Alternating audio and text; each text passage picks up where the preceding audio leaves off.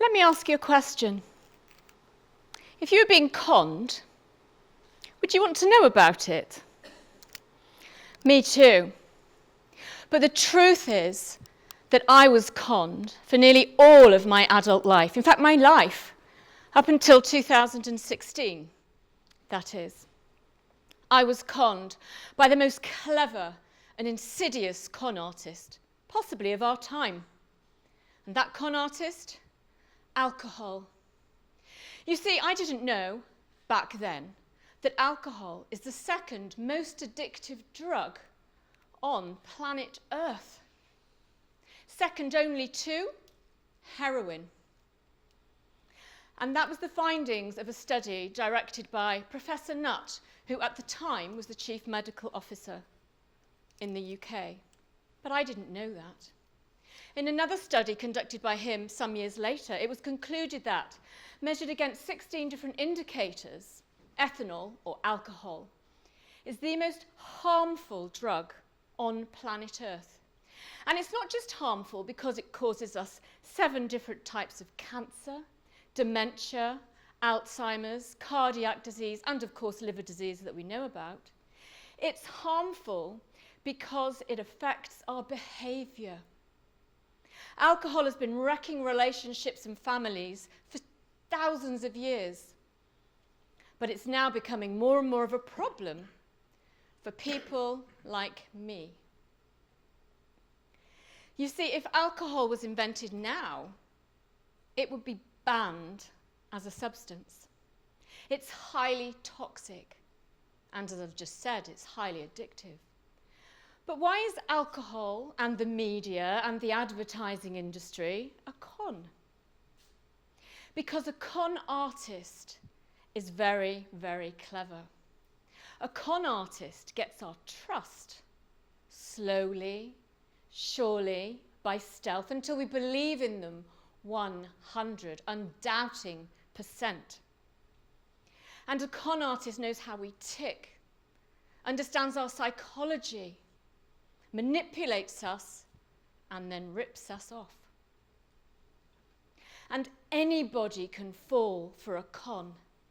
It doesn't matter how many degrees you've got, what job you've got, how big your house is. Anybody can be duped by a con artist, and there is no shame in that. You see, alcohol is like that best friend who will give you $10 with a smile and a warm hug, only to deplete your bank account without you knowing by $20 every single time. I used to think that alcohol was a fun thing to do, and I used to think that it relieved my stress. But alcohol hijacks our natural biology and hijacks our very survival instincts. Alcohol actually teaches us to become addicted. Let me explain. You see, Newton's third law of physics says that for every action, there is an equal and opposite reaction. And with alcohol, that's no exception. In the early days of drinking, the drinker will get a high as dopamine, the neurotransmitter, is released by the brain. But alcohol also slows us down somewhat.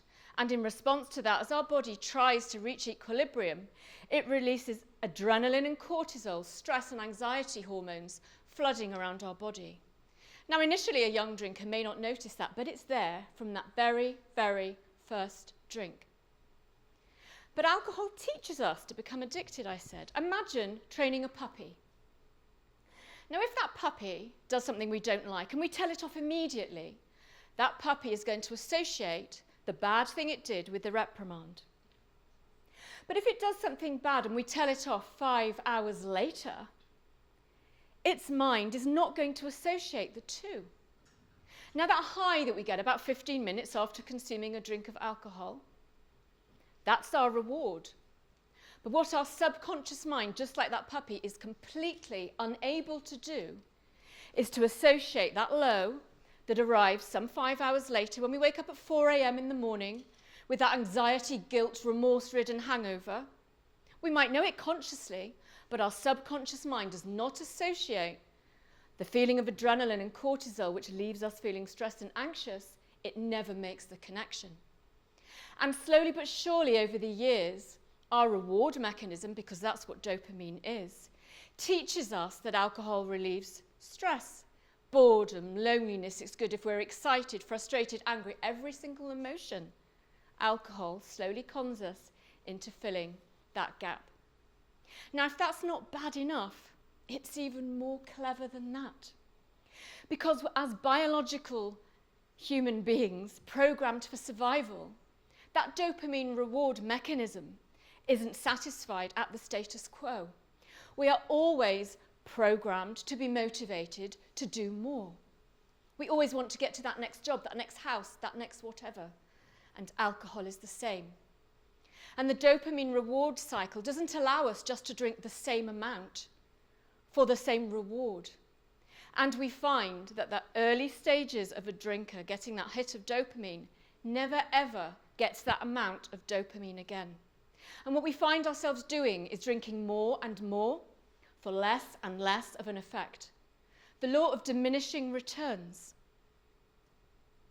So all drinkers just drink to get to that position that we felt before we ever started to drink in the first place. But does alcohol relieve stress? I always thought it did. I want you to imagine just for a second that outside of this room, a car alarm is going off. Minute by minute, hour by hour, day by day, that alarm is going off. Now bear in mind, the last drink of alcohol that we consumed stays in our bloodstream for 7 to 10 days after we consumed it. With the adrenaline and the cortisol, that alarm is going off all the time. What do we want that alarm to do? We want it to stop. And when it stops, how do we feel? Do we feel happy? Or do we feel relief that it stopped? Because every time we take that next drink, we're turning off the car alarm, but we're also turning it back on again. And it's no coincidence that about 4 weeks after I stopped drinking in 2016, my daughter, who was 12 at the time, came up to me and said, "Mum, since you've stopped drinking, I've noticed that you're so much calmer. And you're coping with all the stress of everyday life so much better." Absolutely. Calmer I was, and calmer I am.